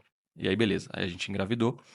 E aí, o que aconteceu? Em maio começou o comercial, quando foi no dia 19 do mesmo mês, a minha esposa entrou no centro cirúrgico, ela teve uma parada cardíaca de 10 minutos, ela teve um quadro de sepse por uma simples infecção de urina. É, acabou que essa infecção é, afetou ela e ela tomou o remédio, tudo certinho. Porém, a gente estava evitando de ir ao hospital, ir ao médico e tal. Então, ela tomou o remédio, os sintomas sumiram. Então, Tá tudo beleza. bem.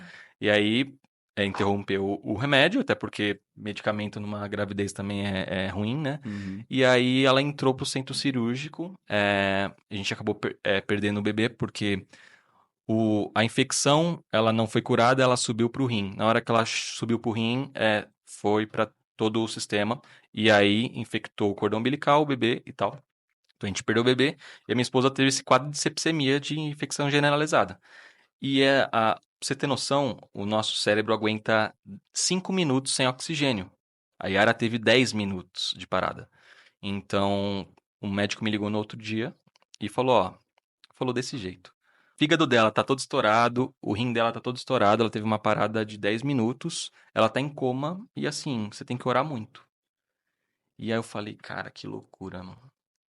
Né? Eu achava que de um dia pro outro eu ia viver o luto ali da perda do bebê, mas com 3 meses a gente sabe que isso é possível. Uhum.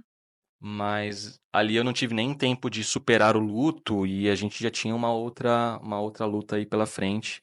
A minha esposa ficou 16 dias em coma. Mobilizamos mais de 100 pessoas para poder doar sangue, porque com a Covid o banco de sangue de Guarulhos estava vazio. E então eu falo para ela também que ela salvou, através dela, ela pôde salvar 400 pessoas, porque uma bolsa de sangue salva até 4 pessoas. Uhum. E esse era o propósito dela também. Ela ficou 56 dias internada. E aí eu ia no hospital assim, de máscara, tudo lá, e tava uma TVzinha assim na TV passando, o comercial. E aí a menina falou assim: Nossa, esse homem não é estranho. Aí eu falava: Sou eu. Aí tirava assim e via que era o cara da TV ali. Sim. Mas foi, assim, um momento mais desafiador na minha vida. E, assim, como um empreendedor, nada mais me surpreende. Nada mais me surpreende e nada vai ser tão desafiador quanto. Por quê? Na parte da manhã, eu ia para a Saúda, fazia todas as produções que o mês estava comendo. Na hora da visita, às 11 horas, eu ia visitá-la. É, às vezes com esperança, às vezes apenas com a fé. E aí voltava pra Saúda, fazia todas as coisas, ia à noite, fazia comida pro meu filho. Meu, foi insano assim por 56 dias. E aí depois que ela voltou, ela não andava, ela tava assim, sem mobilidade nenhuma. Então ela queria ir no banheiro, eu levava. Então por um ano eu trabalhei meio período.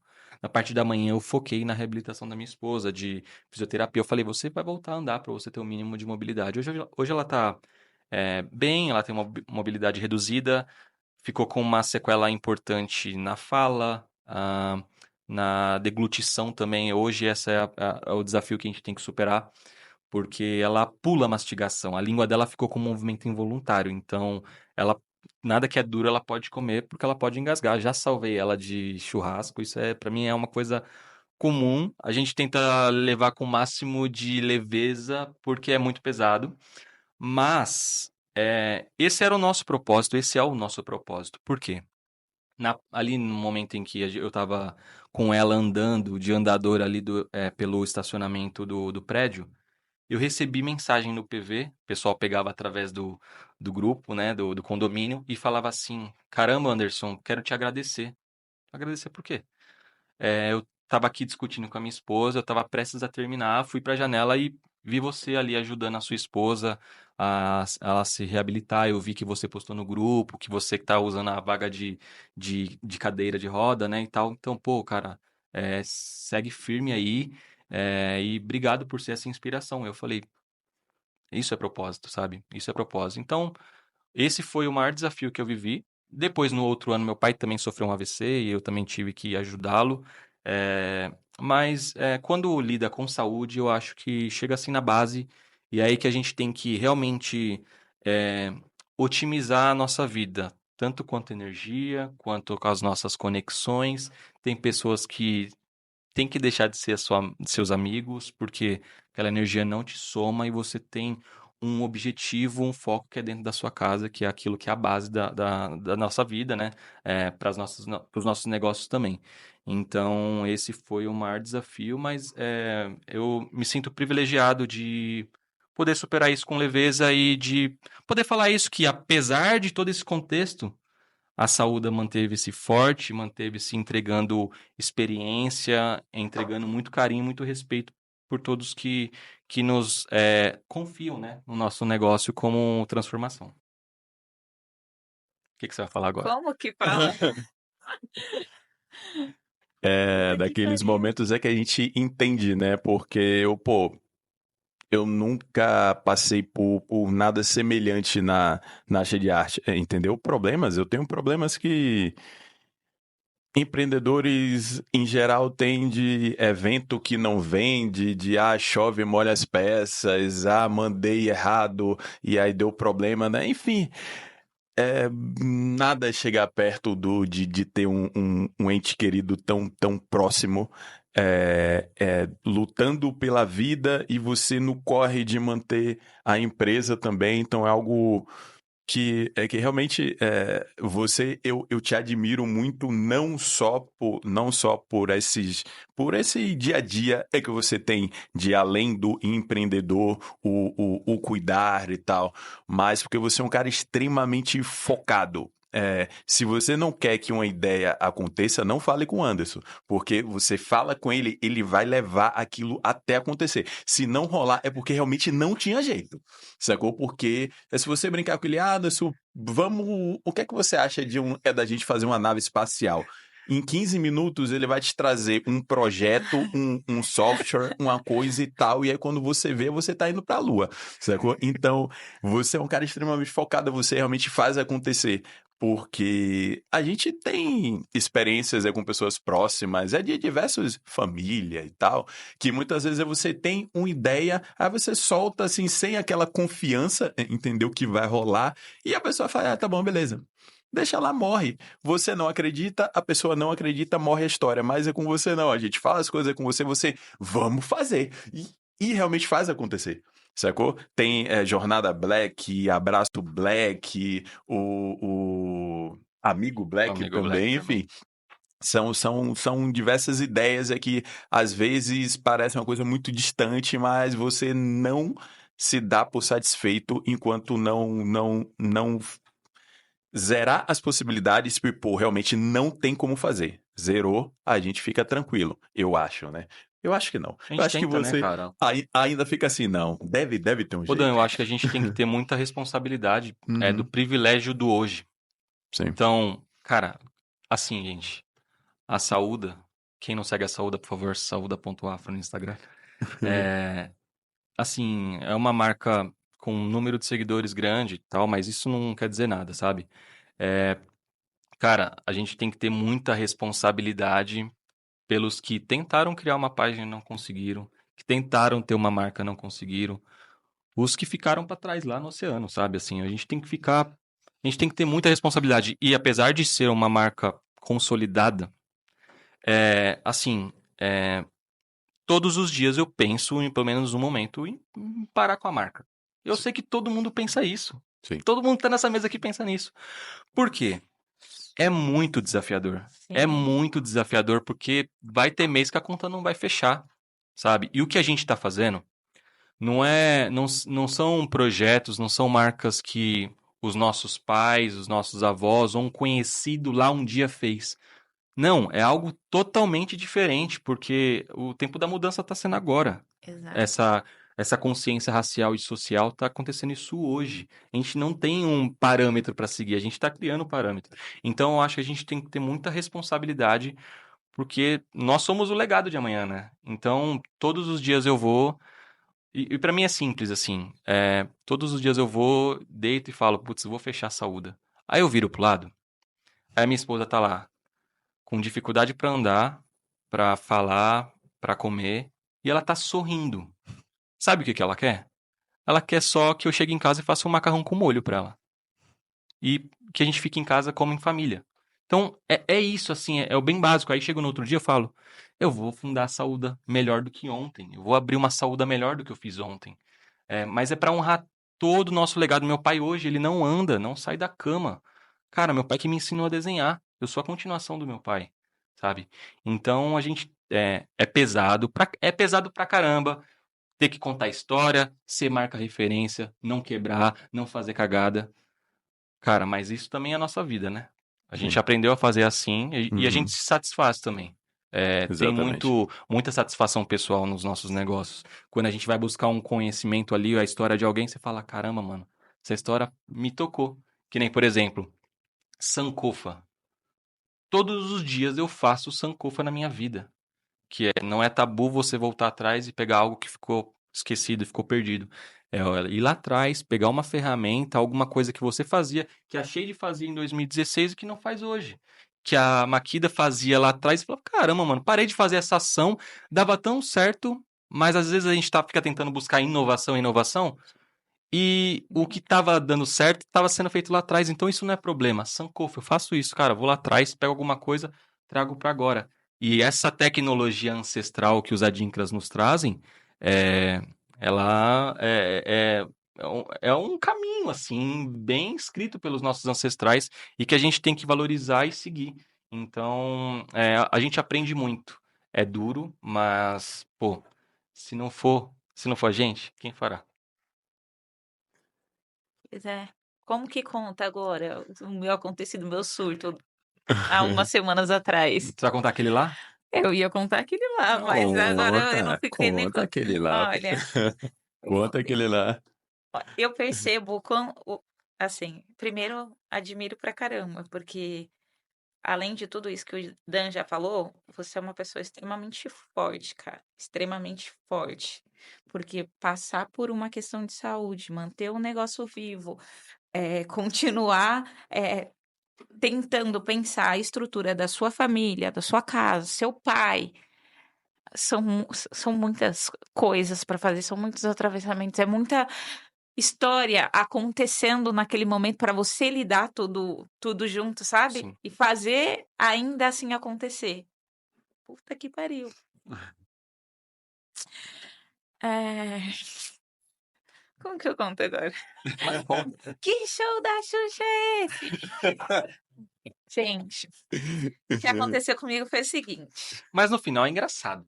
No final ficou engraçado, porque a gente aprendeu pra caramba, vai. Dá pra rir, não dá? Conta. Dá pra rir. Gente, Agora que já passou, eu não sei se dá pra rir ainda, porque eu ainda fico tão puta. Ó, o negócio me sobe de Baixou o lembrar, clima. de lembrar o ocorrido, mas basicamente eu tinha uma formatura e um aniversário de uma cliente muito querida. Ah, eu já conversei com vocês, meninas, de irem para as minhas clientes que estiverem escutando, mas que existe um prazo para produzir uma peça sob medida. Eu já conversei com as clientes a respeito de prazo e essa minha cliente foi até a loja e gostaria que as peças fossem feitas para o final de semana seguinte. O período de produção de peças sob medida é de 7 dias úteis. Acontece que vocês acabam insistindo e a proprietária da marca tem coração mole. Aí faz o quê? Não, a gente vai fazer, a gente vai fazer. O que acabou acontecendo? A entrega, a festa da cliente de formatura seria na sexta-feira à noite e a festa de aniversário no dia seguinte, no sábado. E aí a promessa foi de que as peças seriam entregues para ela na sexta-feira, no período da manhã. Como peças sob medida é mais tranquilo e foi eu mesma que tirei as medidas, provavelmente não haveria nenhum problema com a medida. Então, estávamos tranquila, tanto eu como a cliente, que já tem algumas peças minhas, então ela estava muito tranquila com relação ao pedido, que ia dar tudo certo. Eis que as peças, a produção foi concluída com sucesso. Tudo bem. Prazo cumprido. Prazo cumprido? Tudo certo? Não, tudo errado. Quer dizer, tudo certo até o exato momento em que a peça se encontrava conosco, nas nossas mãos. Eu chamei o Uber para fazer a entrega para a cliente, porque a cliente ia estar na região central, então faria sentido enviar para esse endereço, porque ficaria mais barato do que enviar para o endereço dela, que era um pouco mais distante. Tudo combinado? Tudo combinado. A cliente não tinha tempo para encontrar o motoboy, então a gente pensou numa alternativa. Minha irmã trabalha na região do centro, a gente falou, entrega para minha irmã e minha irmã encontra a cliente, certo? boa. Na Certo, teoria. é uma alternativa? Estratégia Funciona? Eis que eu que vos falo, Eu não vou nem rir, mano. chamei o Uber e, geralmente, hoje você tem a opção de colocar aquele código, né, para a pessoa receber a peça ou para informar o código para o Uber finalizar a corrida. Mas aquela opção não apareceu para mim naquele momento e como a entrega era para minha irmã, eu pensei, o que pode dar errado? muita coisa. O que aconteceu foi que, na hora de digitar o número do endereço, o endereço estava correto. Mas, às vezes, o aplicativo automatiza a informação que você coloca ali. Tem os números lá que já foram usados por você em algum momento, e foi o que aconteceu comigo. O número era 132 e eu coloquei o endereço para 172, que dava na estação do metrô Liberdade. Liberdade para quem? Não foi para nós. Porque o que aconteceu? O Calma. vacilão Foi o melhor. de uma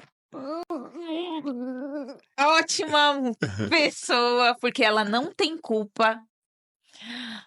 Exatamente. Ela criou, ela fez o melhor que ela pôde. Ela fez o melhor que ela pôde. Uhum. Mas Ai, eu tenho tanta vontade de falar. O motoboy, De o xingar rapaz, ele. entregador. O entregador fechou a corrida e cadê a encomenda? Como Cadê a se tivesse- entrega? como Como se se ela tivesse tivesse sido entregue. E aí a minha irmã, que estava esperando ele lá no endereço, mandou: Ig, esse cara não vai chegar, não? E eu falei: como assim? Como assim? Como assim? Era aniversário da cliente, então além das 2 peças que ela tinha pedido, eu tinha feito um presente para ela. As clientes sortudas da Maquida têm clientes sortudas da Maquida que recebem presente. Vai depender da situação, vai depender do quanto você for boa, né? E aí, eu tinha feito um presente para cliente. Então, além das 2 peças dela, ela ainda ganharia um presente. Só para vocês terem uma noção de custo, a gente está falando de aproximadamente R$ 1.000 em produtos, né? Não é a única entrega. E aí, assim que meu irmão me passou essa informação, eu falei, poxa, tem alguma coisa errada. Vou olhar o que aconteceu. E percebi o quê? Que o número do endereço estava errado. Então, na minha cabeça, entendi que o motoboy fechou a corrida para fazer outras entregas, mas que posteriormente ele entraria em contato conosco para fazer a devolução da mercadoria. Entrei em contato com a Uber algumas vezes. Nossa, o tanto de protocolo que eu gerei, assim,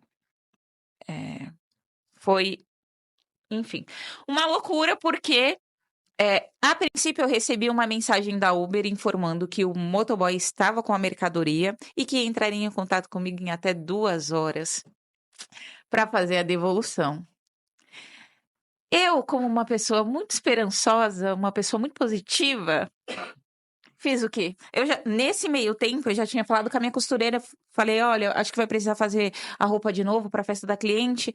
Ela falou, tá, corre aqui, que não sei o que lá. Quando a Uber me responde que em até 2 horas o motoboy entraria em contato comigo, né, para fazer a devolução da peça, ops, Deu uma segurada.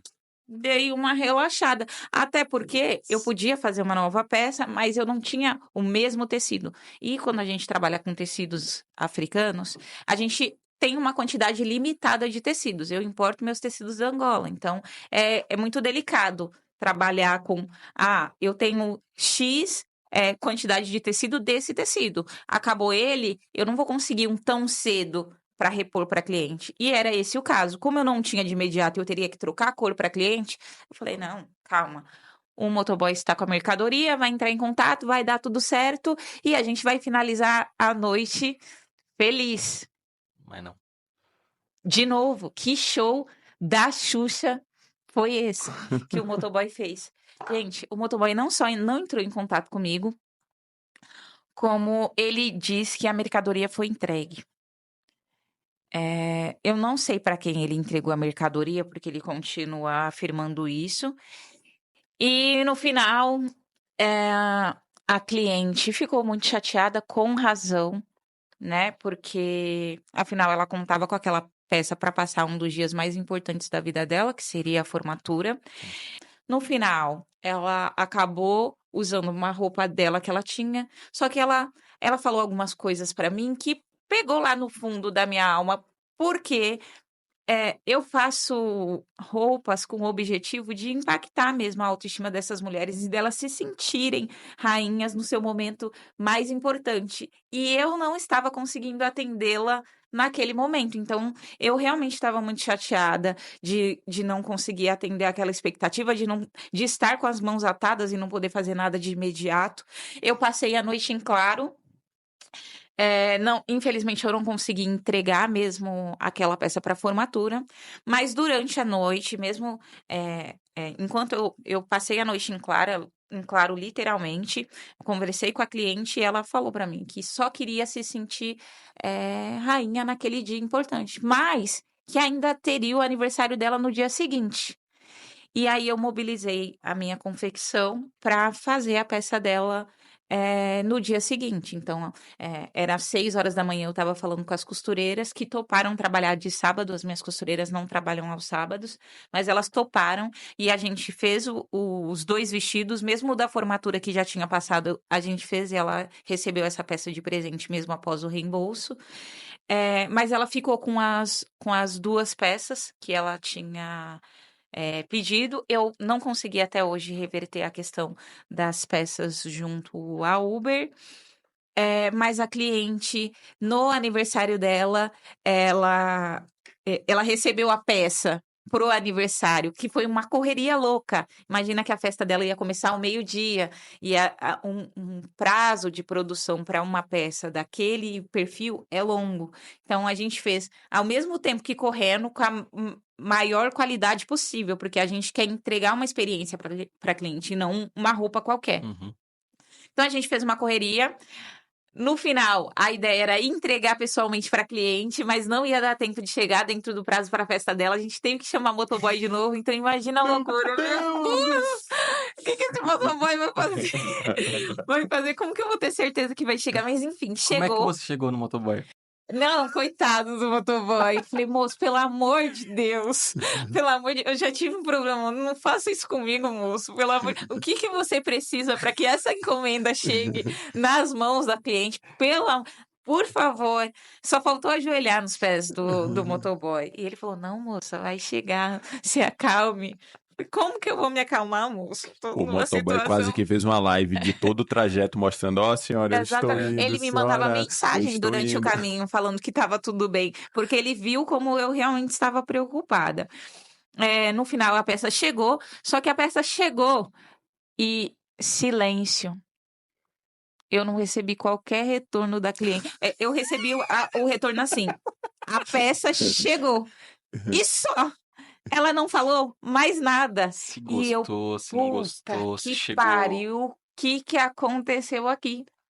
Chegou mesmo, ela decidiu usar a peça, ou já estava atrasado o suficiente para o aniversário que ela resolveu usar outra coisa e deixou a peça lá, né? Eu fiquei no vácuo até 10 horas da noite. O aniversário dela era meio-dia. E eu pensando, criando várias coisas mirabolantes na minha cabeça. E aí, no final do dia, quando ela recebeu a minha mensagem, na realidade, ela estava recebendo a segunda peça que ela não fazia ideia. A gente fez como surpresa mesmo, para ela receber a peça mesmo após o reembolso. E ela falou assim: eu só queria ter me sentido como eu me senti no meu aniversário, na minha formatura. Você arrasa. E aí, eu tenho que abrir aqui um espacinho para contar para vocês que durante esse processo eu fiz um monte de coisa, inclusive pensar em acabar com a marca. Porque eu estava tão desgostosa, eu já tinha ouvido tudo que ela falou, Com assim, razão. com Com razão, razão, e com no razão. momento dela, ela estava num Uhum. momento difícil, né? Então, eu pensei muito em desistir da marca por conta de não poder corresponder à expectativa, ao que eu propago, que é a marca. Então, eu pensei muito em desistir. Fiz uma publicação nas minhas redes falando que eu ia desistir da marca e que eu faria uma promoção e que até o final do ano as peças seriam vendidas e a máquina seria oficialmente finalizada. E foi o que eu pensei para aquele momento de verdade, porque realmente eu não estava bem, aquilo me desequilibrou de uma maneira que eu não imaginei.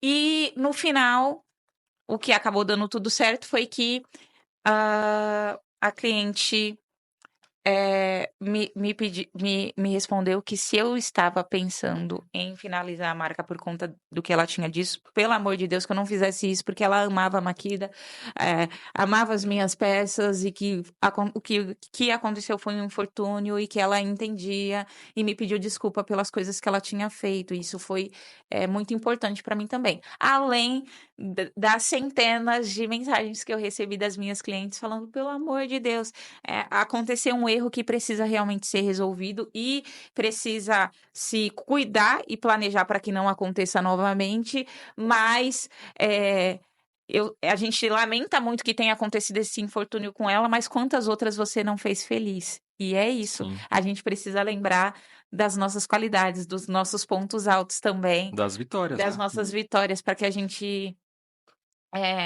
consiga continuar percorrendo o nosso caminho. Então, quando eu falo que você é forte, porque por muito menos eu me desequilibrei, por muito menos eu pensei em desistir da marca. E eu entendo que cada pessoa no seu corre, no seu processo, no seu dia a dia, sabe que o quanto o processo de empreender é complicado. Se você não tem apoio, piora, mas às vezes é de você com você mesmo, é uma luta diária e que você precisa estar firme também no seu propósito e que é muito importante a gente também não comparar, né, com o sucesso do outro, com o empreendedorismo do outro. Esses dias eu falei com meu esposo que eu estava ouvindo um podcast e eu falei, olha que loucura. Ele estava em 2016, esse podcast que eu ouço é velho, e ele estava falando assim, a nossa comunidade no Facebook tem 320 pessoas. O cara estava super feliz porque ele tinha uma comunidade no Facebook com 320 pessoas. E hoje eles são um podcast enorme. Então, assim, todo mundo tem um início, né? Exatamente. Não dá pra gente comparar o nosso início, o nosso meio com o processo de ninguém, independente de quando aconteça. Todo mundo tem a sua jornada, inclusive, Exato. também explicando um pouco da logo, esse símbolo, ele é um adinkra, é um adinkra que se escreve Mako, mas a pronúncia é Meko, e ele significa oportunidade e desenvolvimento. Ele é a síntese de uma frase que fala como... Meko é uma forma abreviada do provérbio Akan, literalmente, que significa literalmente todas as pimentas não amadurecem simultaneamente. Então, aqui a gente vai falar muito nesse podcast que nós temos marcas, referências ali nos seus segmentos e tal, mas não é só sobre isso, e principalmente que cada um está numa jornada e todo mundo está em desenvolvimento. Uhum. Então, a gente trouxe esse símbolo, justamente essa pimenteira, para trazer isso de que uma pimenta vai estar um pouco mais evoluída, mas vai estar um pouco mais amarga, essa que vai estar mais ardida. Então, a gente está num coletivo, a gente trabalha coletivamente, mas cada um está num caminho e cada um está no processo, a gente tem que respeitar isso desde o início. Eu acho fundamental entender e não comparar esse caminho, entendeu? Muitas vezes a gente olha, tal marca passou em uma matéria da TV, passou em um festival, passou nisso, passou naquilo. Acha que a marca tá estourada, que tá todo mundo rico, que tá todo mundo bem. Infelizmente, a realidade é da maior parte das marcas pretas não é essa. Até aquelas que têm que já demonstram ter uma organização maior, ter resultados mais constantes e tal, consolidados, não estão nadando nesse oceano tranquilo, entendeu? Tá todo mundo na correria de verdade, entendeu? Se vocês pesquisarem direitinho, vocês vão ver que quantas marcas pretas que tem uma loja física realmente consolidada há muitos anos, entendeu? Lojas em shopping, tá com sua loja virtual aí bombando de verdade, sacou? Fluxo de vendas. Então, Algumas já entenderam processos que trazem resultados melhores, mas todas estão em processos de aprendizado, entendeu? Exato. E assim, o conhecimento que eu tenho é complementar ao que o Anderson tem, ao que a Ignis tem e aos seus também que tá aí ouvindo, né, entendeu? Você provavelmente, com certeza, tem conhecimentos que eu não tenho, que o Anderson não tem, que a Ignis também não tem. Então, é nessa troca, é nesse bate-papo que é tão simbólico da cultura negra que a gente vai crescendo, que a gente vai trocando essas experiências, que a gente vai evoluindo. Então, esse é só o primeiro passo, né? O primeiro episódio aqui do Marcas Pretas e eu tenho certeza que a gente vai crescer muito juntos. É isso. Esse é o primeiro Gente, episódio do Marcas Pretas Podcast. Espero muito que vocês tenham gostado. Segue a gente no YouTube, no Instagram, fortalece a gente e tamo juntos e até a próxima. Valeu. até, gente. Cola.